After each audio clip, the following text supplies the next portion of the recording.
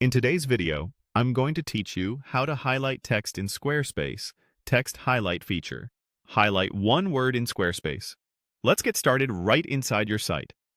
Open your Squarespace website and enter the page where you want the highlight to appear.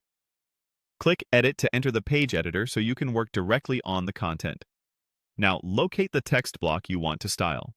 I'll use a sample line as the example. From workshops to community gatherings, here's what we have coming up. Mark your calendar. We'd love to see you there. Click into that text block to place your cursor, then drag to select the exact word or phrase you want to call out. Selecting first is important. Squarespace applies the highlight only to what you have selected. As soon as you select your text, a small formatting toolbar appears above or below the selection. Look for the highlight option. Click Highlight once to turn it on. If the style doesn't look quite right, click Highlight again to cycle through the available looks. Keep clicking Highlight until you land on the treatment that fits your design. This repeated clicking is how Squarespace lets you preview each variation quickly without opening extra menus. Once your highlight is applied, you can fine-tune its shape. You'll see options to style the highlight as round or square.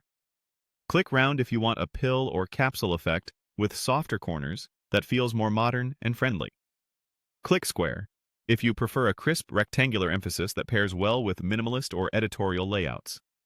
Try both briefly so you can see which one complements your font and overall page design. If you need to adjust more text details, switch back to the text controls to make sure your font size, weight, and spacing still look balanced with the new highlight. The goal is emphasis without disrupting readability. Keep contrast in mind. A highlight should increase clarity, not compete with your text. If the background color looks too strong, cycle the highlight options again to find a subtler version.